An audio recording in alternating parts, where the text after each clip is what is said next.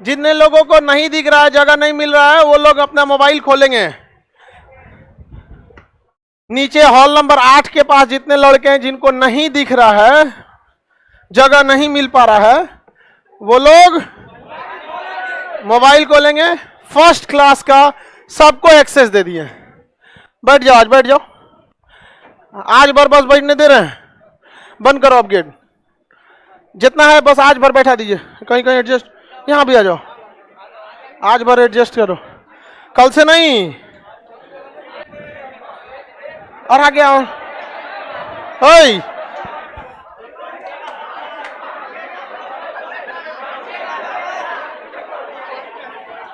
आगे, हाँ बैठो बैठो।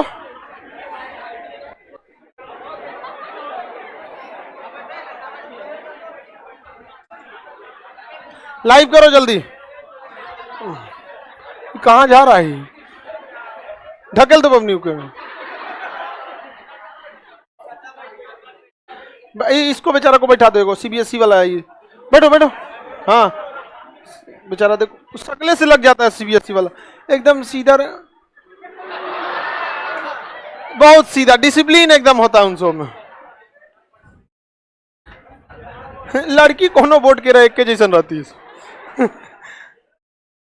चलो ज्योग्राफी स्टार्ट करते हैं हम लोग। अब वो गया जमाना जब आप लोग सोचते थे कि घर क्लास में पढ़ेंगे, घर पे रिवीजन करेंगे। अब नहीं, अब यहीं पर एक ही बार में पढ़ के निपटा देना है। इतना समय है आपके पास, आप लोग का समय कहीं और भी तो लग रहा है। चलिए जितने लड़के लोग ध्यान से सुनिए,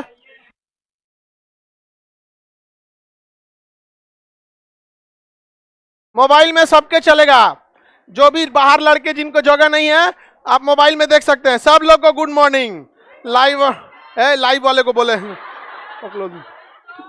सब लोग लाइव वाला लोग गुड मॉर्निंग। जगिए ध्यान से। ज्योग्राफी को हम लोग स्टार्ट करना है। जियोग्राफी क्या पढ़ना है? जियोग्राफी। देखिए ध्यान से, पृथ्वी जो है ना वो जियोड है। क्या है? जियोड। जियोड मतलब होता है टेढ़। पृथ्वी इस टाइप की है, जिसको गोल पृथ्वी लगती है वो खुद से सोचो कि हमारा चेहरा गोल है। नहीं, यहाँ कहीं नाक उठा, आंख धंसा, मुंह ज्यादा धंसा, यहाँ पे मरियाना ट्रंच, ये सब चीज है दुनिया भर का। घास का मैदान, सवाना घास। उसी तरह पृथ्वी जो है वो एक समान नहीं है। कहीं हिमालय पहाड़ उठा है, तो कहीं प्रशांत महासागर धंसा है, तो कहीं रेगिस्तान है, तो कहीं मैदानी है, कहीं पहाड़ी क्षेत्र, कहीं जंगल है। टेढ़ है पृथ्वी। इस टेढ़ आकृति को हम क्या कहते हैं? जियोड। और जियोड से बना है जियोग्राफी। जियोड से क्या बना है? जियोग्राफी। तो आपको क्या पढ़ना है? जियोग्राफी। कोई पूछे पृथ्वी कैसी है, तो नारियल, छुहाड़ा ये सब नहीं बोलना है।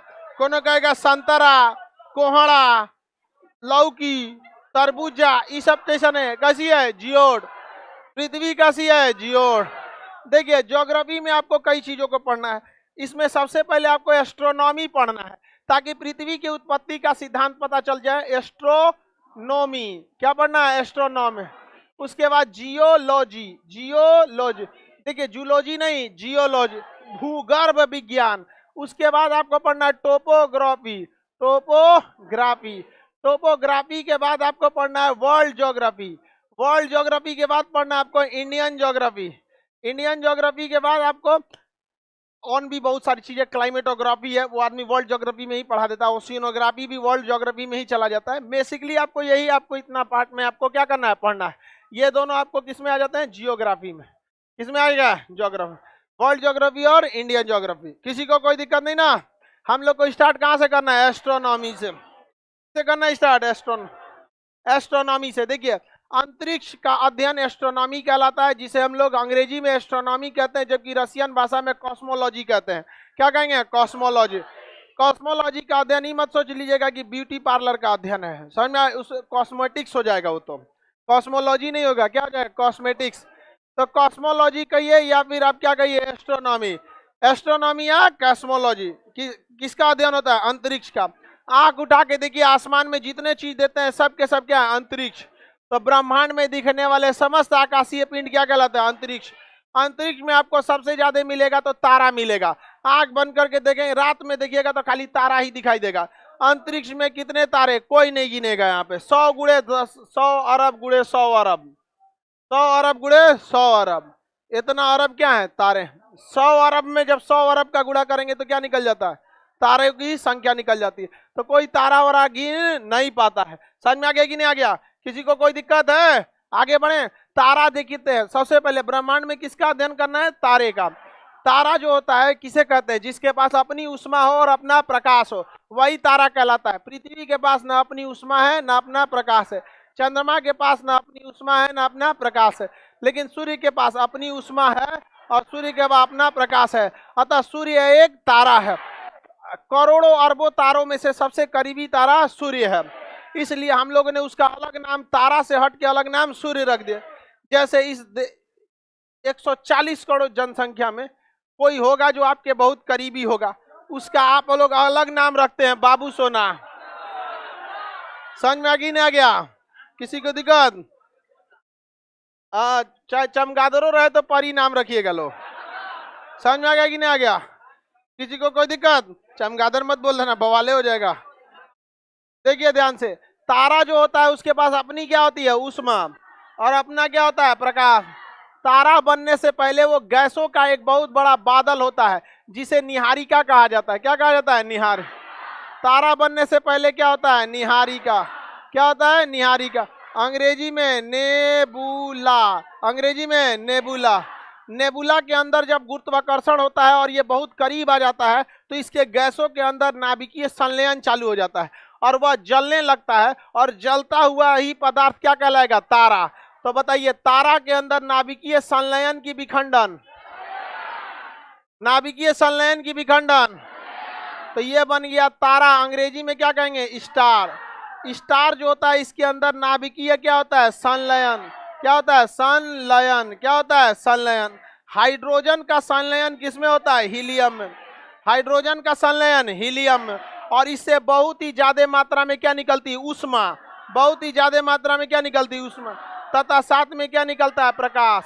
और इसका टेम्परेचर बहुत ज्यादा हो जाता है। जिसका टेम्परेचर 6000 डिग्री सेल्सियस से ज्यादा हो जाता है वह प्लाज्मा अवस्था में चला जाता है। किस अवस्था में चला गया? प्लाज्मा।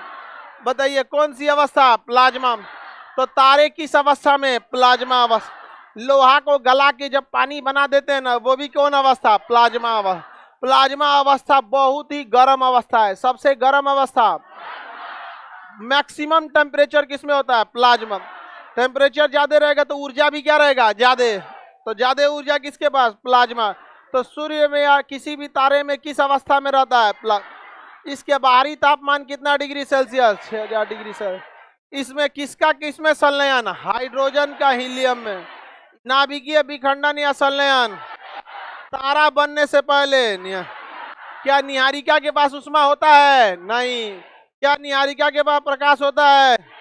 निहारिका के पास केवल हाइड्रोजन और हीलियम होता है। जब हाइड्रोजन का हीलियम में संलयन हो जाता है तो क्या बन जाता है? तारा। किसी को कोई दिक्कत है? तारे का रंग निर्भर करता है कितना टेम्परेचर तारे के पास है। अगर तारा का टेम्परेचर नॉर्मल है तो लाल दिखेगा, तारा का टेम्परेचर ज्यादा है तो वो सफेद दिखेगा, और बहुत ज्यादा है तो नीला।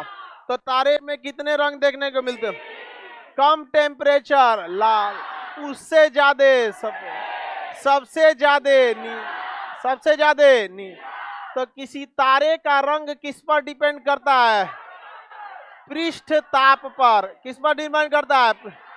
अगर तापमान 6000 डिग्री सेल्सियस लाल, 6000 से ज्यादा रहेगा तो, और कई लाख डिग्री सेल्सियस नीला, तो तारे का रंग डिपेंड करेगा सरफेस के टेम्परेचर पर। किस पे डिपेंड करेगा? स्टार के पास अपना हीट और अपना क्या होता है? लाइट, अपनी उष्मा और अपना प्रकाश। कोई दिक्कत है? किसी तारे का रंग किस पर डिपेंड करता है? किस पे डिपेंड करेगा?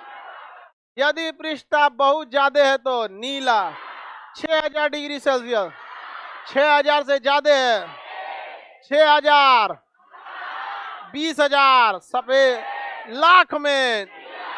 तारे किस अवस्था में? प्लाज्मा।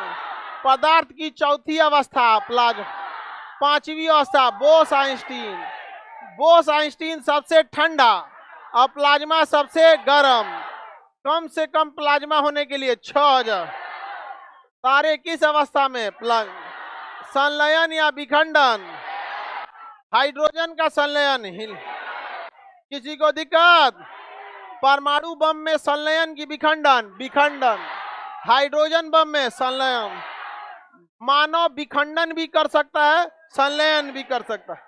विखंडन को मानव कंट्रोल भी कर सकता है और कंट्रोल से छोड़ भी सकता है, लेकिन संलयन को मानव केवल कंट्रोल के बाहर ही रख सकता है, कोई कंट्रोल नहीं कर पाता है। चाइना ने 155 सेकंड तक के लिए क्या किया था? कंट्रोल कर लिया था।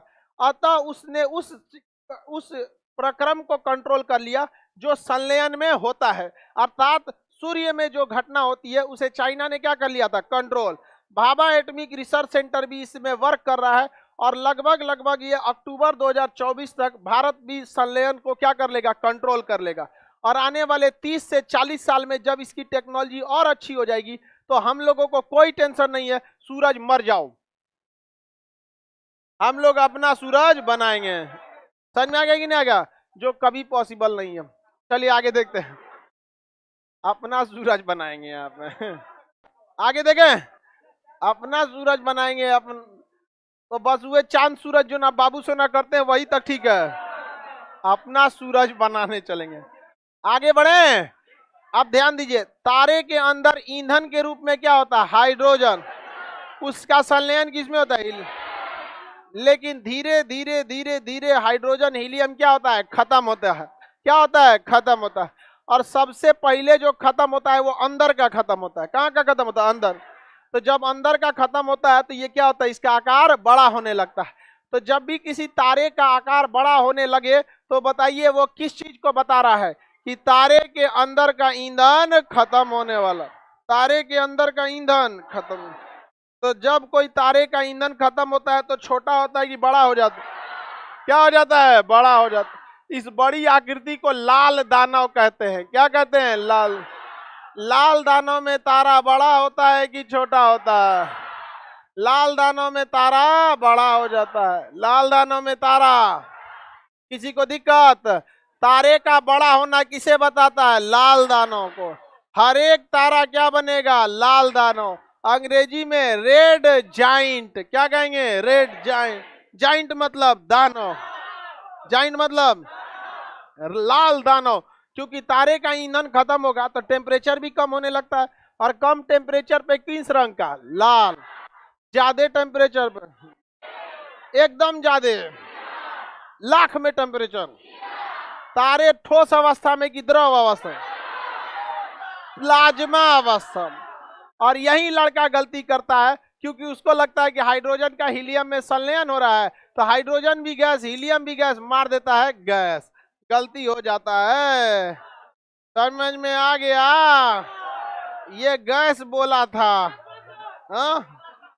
प्लाज्मा बोला था। समझ में आ गया कि नहीं गया? कोई दिक्कत? तुम काला हैरी पॉटर, कोई दिक्कत?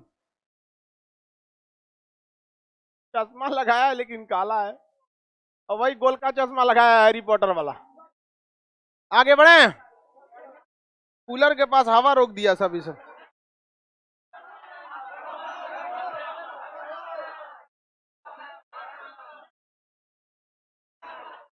चलिए ध्यान दे, लड़की जब बेहोश नहीं होगी से निकलने का जगह नहीं है। जिसको जिसको बेहोश होने का मन करे थोड़ा कंट्रोल करो। थोड़ा सा क्या करना, आधा घंटा बाद बेहोश होना। नहीं समझ में आया? किसका किसका मन कर रहा है बेहोश होने का? लड़की सब में उसका बेहोश होने का मन कर रहा है, उसको उधरे रख देना बेहोश होगी तो, साइड में उधर दीवार से सटा के इसे। अब हालांकि अब व्हील चेयर मंगा दिए हम, अब दिक्कत नहीं होगा यहाँ पर। हाँ, उस व्हील चेयर में बैठा देना है।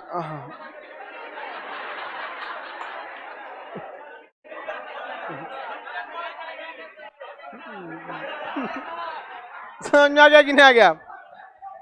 हाँ, व्हील चेयर मंगाते नहीं, उस व्हील चेयर में सब चीज है। ऐसे उठाने वाला है, दो आदमी आगे पकड़ के ऐसे उठा देगा। डेली बेहोश होती थी तो क्या करेगा?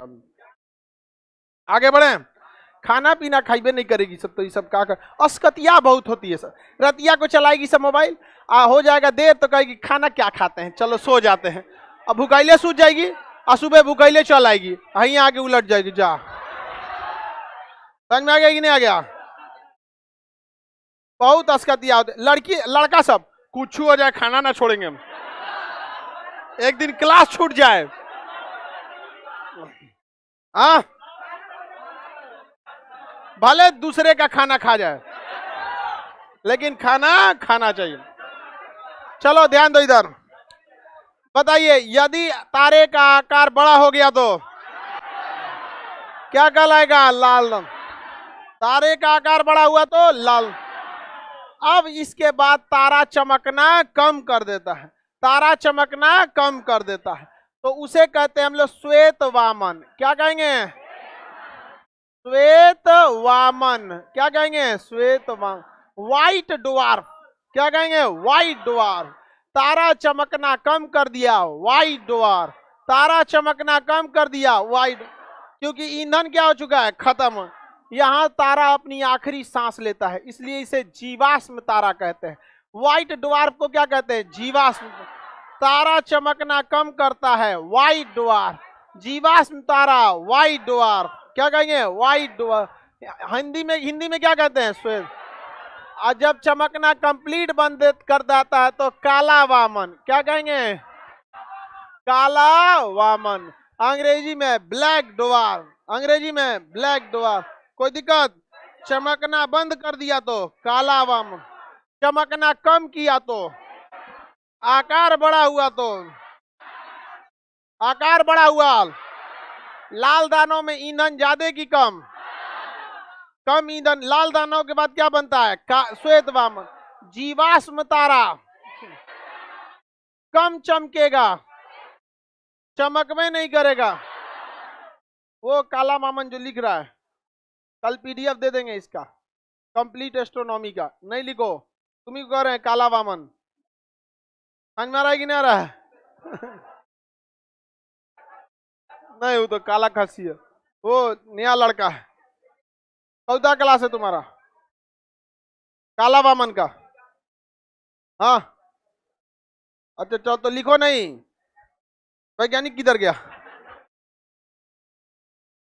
आगे बढ़े, बताइए ध्यान से। चमकना बंद कर देगा। हाँ हाँ तो तारे चमकना कब बंद कर देते हैं? काला वामन हो जाते हैं। समझ में आ गया कि नहीं आ गया? किसी को दिक्कत नहीं ना? तारे बाकी में तारे कभी चमकना बंद नहीं कर, भले गाना वाना में गा देते हैं सब तारों ने चमकना छोड़ दिया, तो इसमें घबराने की क्या बात है? काला वामन हो गया। नहीं समझ में आया? ऐसा ऐसा बात बोलेगा सब। ये सब गाना वाना जो होता है ना, सब लड़की को बेवकूफ बनाता है सब। जिस दिन से जुदा वो मुझसे हुए, मेरे दिल ने धड़कना छोड़ दिया। ससुरा जिंदा कैसे है रे तू? नहीं समझे? ये खाली बेवकूफ बना। लड़की से ओ माय गॉड कितना अच्छा लड़का है, फंस जाओ इसी से, दिल नहीं धड़क रहा है इसका, फंस जाओ। समझ में आएगी नहीं? क्या गाना जो है बेसिकली बेवकूफ बनाने के लिए होता। गाना सुनिए तो इंटू 2 करके सुनिए, उसमें 2 करके, तब समझ में आएगा कि जो कहना क्या चाह रहा था, ये फुसला रहा था। आप लोग को गाना पे ध्यान नहीं देना। समझ में आ रहा है कि नहीं आ गया तुमको? काला वामन। कोई दिक्कत? तारों के शहर में जाओ ससुरे, तारों के शहर में मर जाओगे, झुलस जाओगे, प्लाज्मा है। बताओ, वो के लड़कियां को बेवकूफ बना रहा था। ले चले तुझे तारों के दुनिया में, जाओ ससुरी मरो वहां जाके प्लाज्मा में। नहीं समझ में? लड़की लोग को कोई बेवकूफ बनाए तारों के दुनिया, मार डालेगा ले जाके। नहीं समझ में?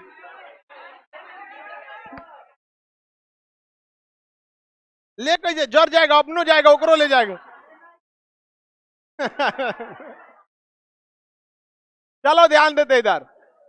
ये समझ में आ गया कि नहीं आ गया? ये हाल जो है ये केवल और केवल छोटे तारों का होता है। किसका होता है? छोटे। लेकिन जो तारे बहुत बड़े होते हैं वो कभी भी श्वेत वामन नहीं बनते, बल्कि उस ससुरे भड़क जाते हैं। क्या हो जाते हैं? भड़क जाते हैं। तो उन्हें कहते हैं हम लोग विस्फोटक तारा या अभिनव तारा। क्या कहेंगे? अभिनव तारा। क्या कहेंगे? अभिनव। तो जो तारे छोटे होते हैं वो बनते हैं श्वेत वामन, और जो तारे बहुत बड़े होते हैं वो बनते हैं अभिनव तारा। ब्रह्मांड में विस्फोटक तारा अभिनव तारा, ब्रह्मांड में विस्फोटक तारा अभिनव तारा, ब्रह्मांड का विस्फोटक तारा अभिनव। कोई दिक्कत? विस्फोटक तारा अभिनव तारा। इसे अंग्रेजी में कहते हैं सुपरनोवा। क्या कहते हैं? सुपरनोवा। कोई दिक्कत? अंग्रेजी में, अंग्रेजी में तुमको काला वामन। कोई दिक्कत नहीं? काला वामन लाल दानव दोनों का मिश्रण है। आगे बढ़े। विस्फोटक तारा, जीवाश्म तारा नहीं चमकेगा। काला वामन नहीं चमकना छोड़ दी। समझ में आ गया कि नहीं आ गया? समझ में आ गया कि नहीं आ गया? किसी को दिक्कत नहीं है? हाँ, काला वामन का नामकरण कोई काला आदमी किया हो?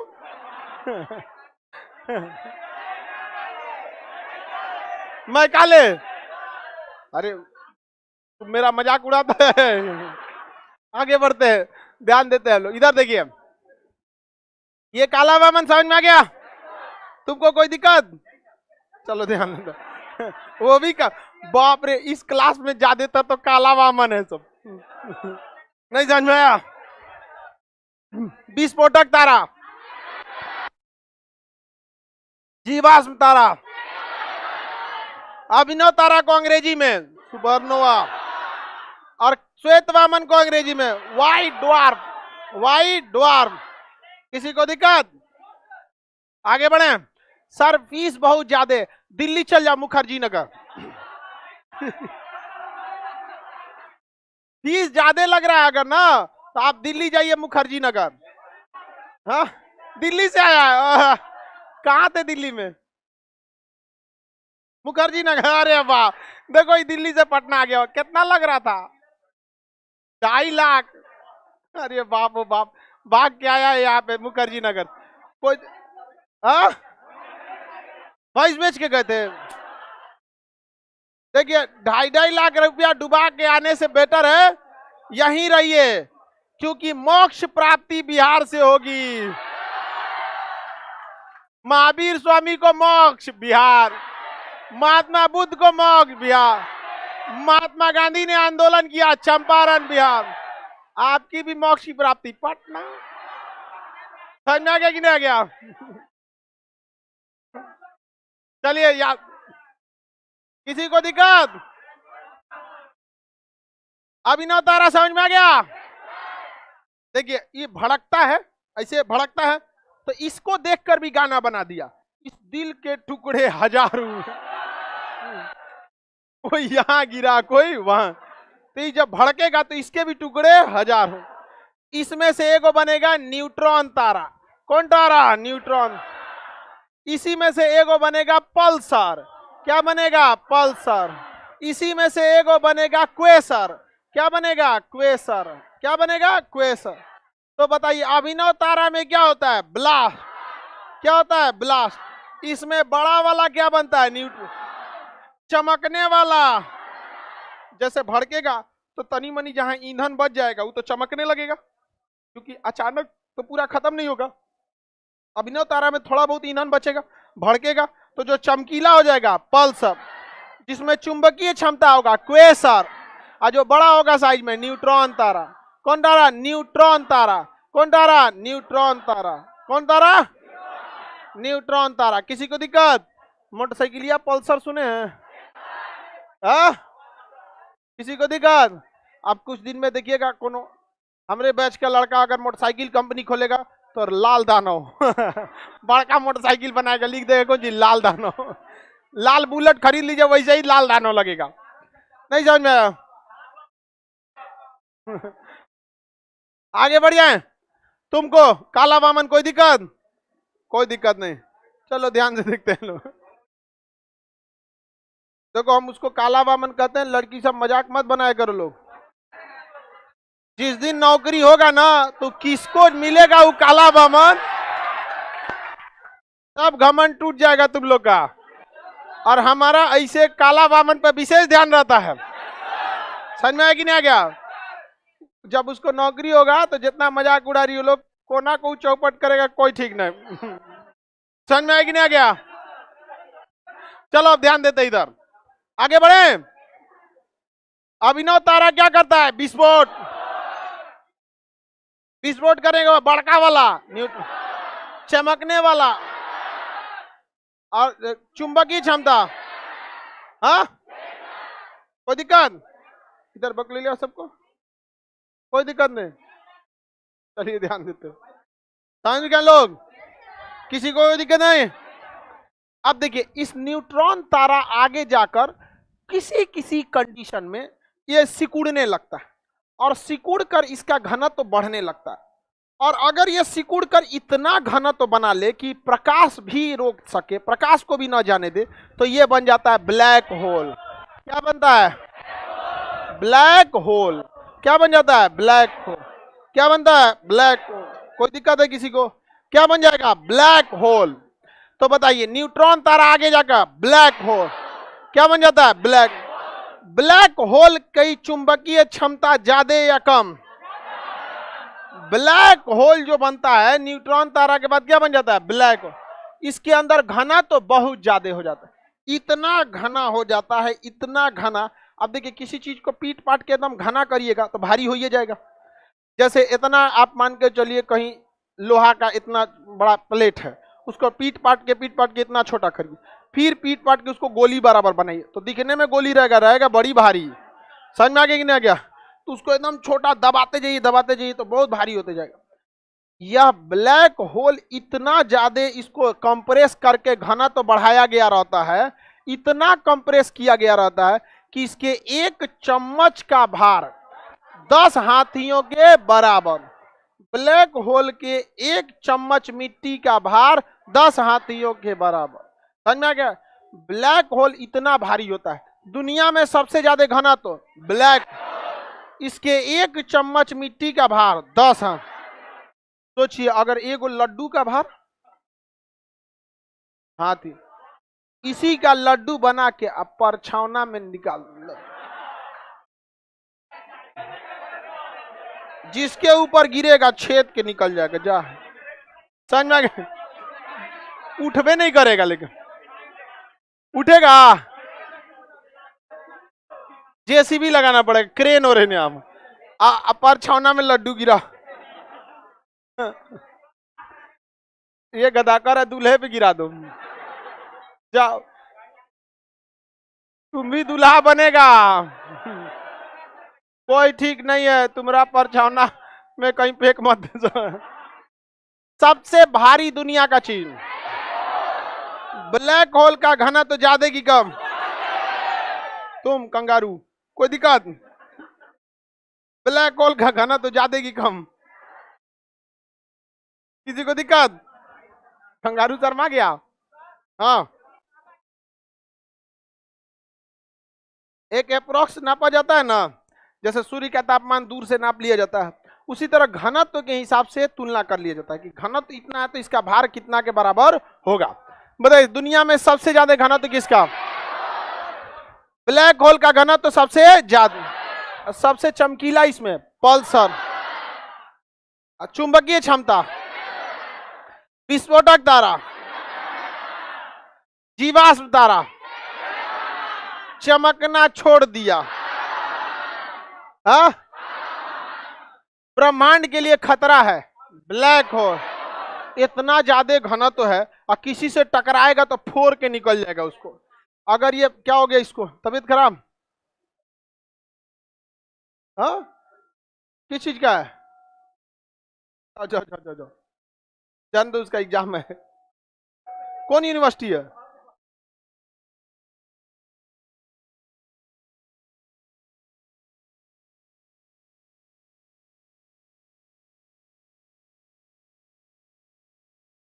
नहीं आ रहा है, तेज बोलो था। बोलो। अच्छा, न्यूट्रॉन सिकुड़ता कैसे? न्यूट्रॉन तारा जब देखिए ये सारे तारे विस्फोट कर जाते हैं, तो न्यूट्रॉन तारा जो होता है ये विस्फोट करने के बाद न्यूट्रॉन तारा बना हुआ है इसका। अब न्यूट्रॉन तारा से ये ब्लास्ट करेगा तो कुछ क्या बनेगा? क्वेसर, कुछ बनेगा पल्सर, कुछ बनेगा न्यूट्रॉन तारा। अब जब ये ठंडा होता है तो क्या होने लगता है? सिकुड़ेगा। किसी चीज को ठंडा करिएगा तो क्या होगा? सिकुड़े। अब जब ये सिकुड़ता है तो कुछ कुछ न्यूट्रॉन तारा, हर एक न्यूट्रॉन तारा नहीं, बहुत ही कम ऐसे न्यूट्रॉन तारा है जो ठंडा होकर इतना सिकुड़ जाते हैं और उनका घनत्व इतना ज्यादा हो जाता है कि उनका एक चम्मच मिट्टी का भार कितना होता है? 10 हम। तो उसे हम किसकी संज्ञा दे देते हैं? Black hole. बताइए, ब्रह्मांड के लिए खतरा है अगर यह ब्लैक होल पृथ्वी से टकराएगा। अब आप ही बताइए, आप एक काम कीजिए, एगो आलू लीजिए, उसका घनत्व तो ज्यादा, एगो पानी पूरी यानी फोचका ले लीजिए गुपचुप, और दोनों को टकराइए, कौन फूटेगा? हाँ, पानी पूरी फूट जाएगा। जिसका घनत्व तो ज्यादा वो पतरका को फोड़ देगा। उसी हिसाब से जब ब्लैक होल पृथ्वी से टकराएगा तो पृथ्वी को फाड़ के अंदर चला जाएगा और वो पार से निकल जाएगा, और पृथ्वी के अंदर जितना धधकता हुआ मैग्मा है, लावा है, सब बाहर आ जाएगा। और जहां तहां से लावा गिरने लगेगा, ऐसे गिरेगा लावा, आदमी नोचेगा ले ऐसे, और लावा भी प्लाज्मा अवस्था में रहता है।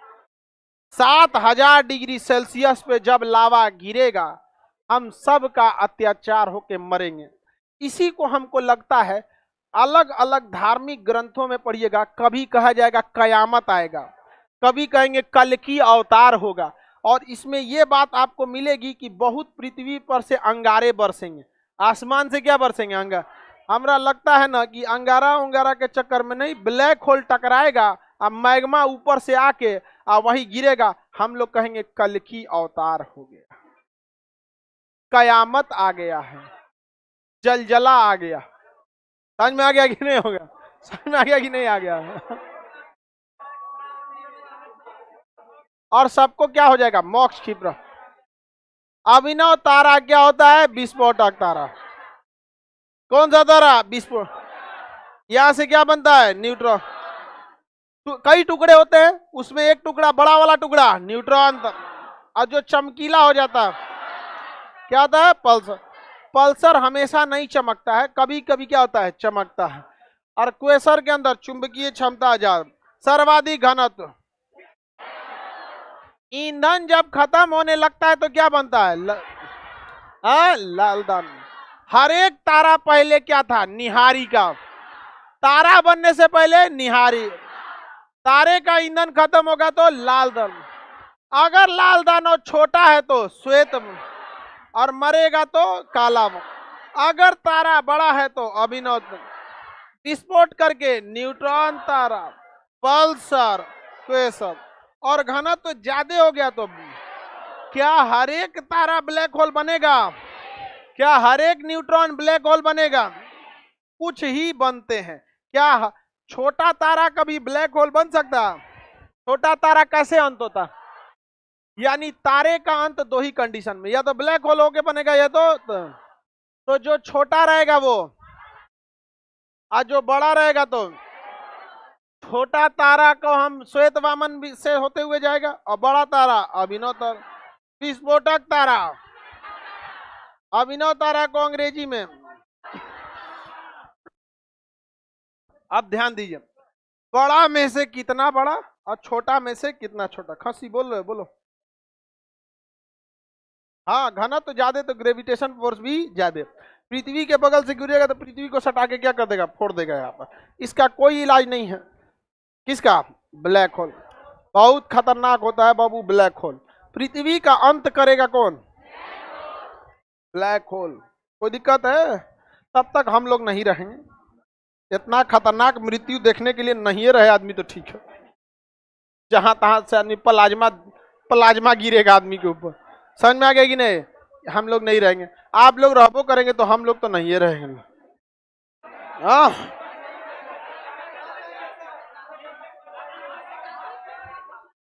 चलिए अब ध्यान दीजिए, आखिर ध्यान दीजिए यहां पर। छोटा तारा क्या बनता है? श्वेतवाम। छोटा तारा क्या बनता है? श्वेत। छोटा तारा, छोटा तारा, कोई दिक्कत? श्वेत वामन बन जाता है छोटा तारा। और बड़ा तारा, तो बड़ा में कितना बड़ा और छोटा में कितना छोटा, ये कोई कंफर्म नहीं कर पा रहा था।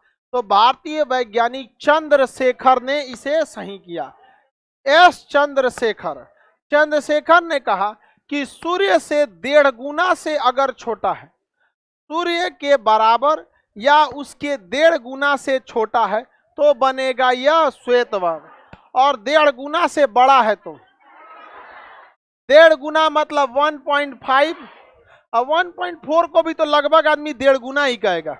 अरे भाई 1.50 क्या हो गया 1.5 गुना, अब 1.44 लगभग 50 और 44 कितना दूर है, तो दोनों तो 1.5 गुना ही कहलाएगा।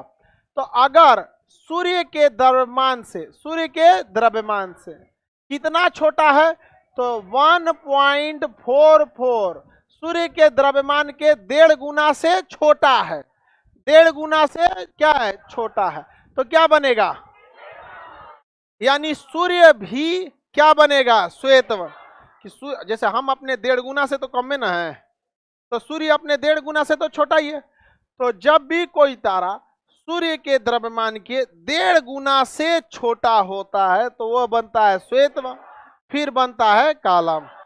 जब कोई तारा सूर्य के द्रव्यमान के 1.5 गुना से बड़ा हो तो क्या बन जाता है, तो बड़ा तारा, छोटा तारा, जीवाश्म तारा, विस्फोटक तारा, चुंबकीय क्षमता, क्वेसर, चमकीला, सर्वाधिक घनत्व, सर्वाधिक घनत्व, ईंधन कम होने पे क्या बनता है लाल दान।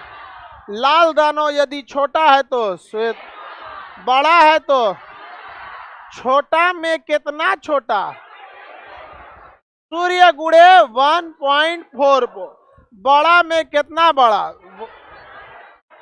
सूर्य गुणे 1.44। इसी को कहते हैं चंद्रशेखर सीमा। चंद्रशेखर सीमा सूर्य के लगभग 1.5 गुना द्रव्यमान को कहते हैं। 1.44 लगभग कितना हो जाता है 1.5 गुना। ब्लैक होल की भी खोज किसने किया, ब्लैक होल की खोज भी चंद्रशेखर, ब्लैक होल की खोज चंद्रशेखर। कोई दिक्कत, कोई दिक्कत नहीं, आगे बढ़े। किसी को प्रॉब्लम है, बहुत छोटा होता है ब्लैक होल, पृथ्वी का आधा रहेगा, समझ में आया कि नहीं आ गया, बढ़िए। लेकिन ये बंदूक की गोली कितनी छोटी रहती है, चौपट कर देता है, उसी तरह से ये छोटा रहता है लेकिन क्या करेगा, पूरे पृथ्वी को बर्बाद कर देगा। ब्लैक होल, ब्रह्मांड के अंत का कारण क्या बनेगा, ब्लैक होल। किसी को दिक्कत है ब्लैक होल में? अब आगे का क्लास कल समझेंगे, ठीक है। जो बीच में बैठे हैं पहले रास्ता